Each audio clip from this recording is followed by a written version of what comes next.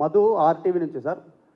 రీసెంట్గా ముఖ్యమంత్రి రేవంత్ రెడ్డి గారు పర్యటనలో ఉమ్మడి నల్గొండ జిల్లాలో భువనగిరిలో పర్యటనలో భాగంగా కాంగ్రెస్ పార్టీలో ముఖ్యమంత్రి అయ్యేటువంటి అర్హత ఉన్నటువంటి వాళ్ళలో నాతో పాటు కోమటిరెడ్డి వెంకరెడ్డికి మాత్రమే ఉందనేటువంటి స్టేట్మెంట్ చేశారు.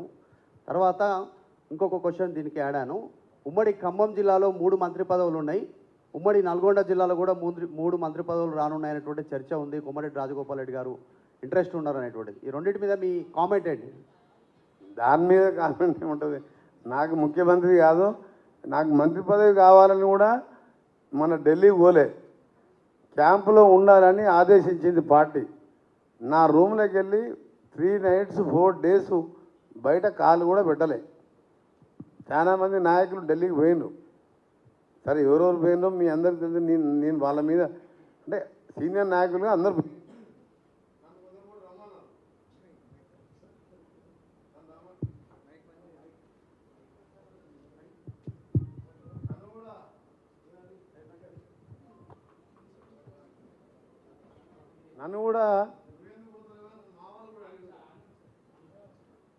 నన్ను కూడా సార్ మీరు కూడా పోతారు, అందరు పోయింది సార్ ఢిల్లీకి, మీరెందుకు పోతలేరు? మా వాళ్ళు ఫోన్ చేసి నాకు కలిసిన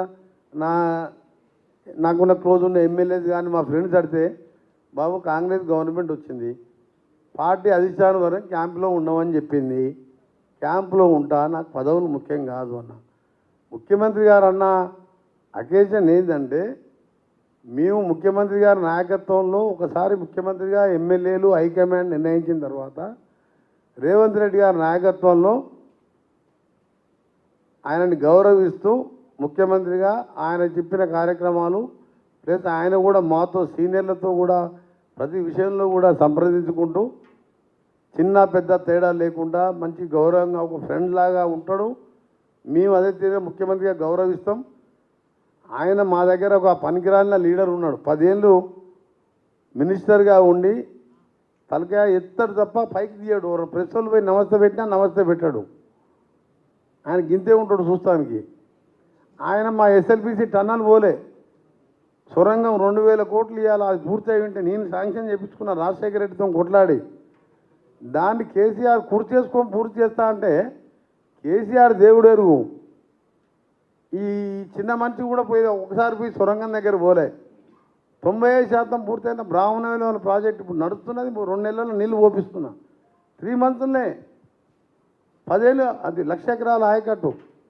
ఆయన ఆ చిన్న మనిషి ఏమంటాడంటే, వీళ్ళు రేవంత్ రెడ్డికి మంత్రి పదవి కోసం మసక కొడుతున్నారు. ఆ అకేషన్లు ఏంటంటే, మా ఎంకన్నా నిజమైన తెలంగాణ నాయకుడు కేసీఆర్ లాగా election collection by election resign Telangana దొంగ ఉద్యమకారుడు కాదు, ప్రాణాలకు తెగించి గడియారం కాడ నిరాహార దీక్ష చేసిండు. నాతో పాటు ఇంకోరనే ఉన్నారంటే ముఖ్యమంత్రి పదవికి ఆయన అర్హుడే, వాళ్ళు మంత్రి పదవుల కోసం తిరిగే మనిషి కాదు ఆయన అని ఆ సందర్భంలో చెప్పింది తప్ప నాకు పదవుల మీద ఆశ లేదు. నా తెలంగాణ బాగుపడాలి, నా ప్రాజెక్టులన్నీ పూర్తి చేసుకోవాలి, ఉద్యోగులకు స్కిల్ డెవలప్మెంట్ సెంటర్లు టాటా వాళ్ళతో అగ్రిమెంట్ చేసుకున్నాం, టీసీఎస్ వాళ్ళతోని. టీసీఎస్ వాళ్ళు వాళ్ళకు వచ్చే corporate social response CSR fund దాదాపు 2200 crores వాళ్ళు పెడతారు, 360 crores మేము పెట్టి దాన్ని ప్రతి ఐటీఐలో సంవత్సరానికి 10,000 మందిని ట్రైన్ చేసే విధంగా వచ్చే 2-3 మాసాల్లోనే ఐటీఐలో ట్రైనింగ్ సెంటర్లు బిల్డింగ్స్ కూడా కట్టబోతున్నాం స్టేట్ వైడ్గా. అట్లా సంవత్సరానికి 6,50,000 మందిని డిఫరెంట్ దాంట్లో ట్రైన్ చేయాలి.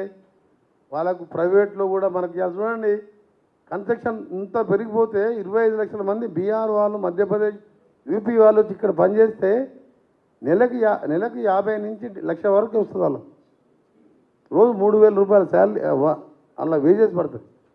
ఈ ఐటీఐ పాలిటెక్నిక్ చేసిన వాళ్ళు పేద విద్యార్థులకు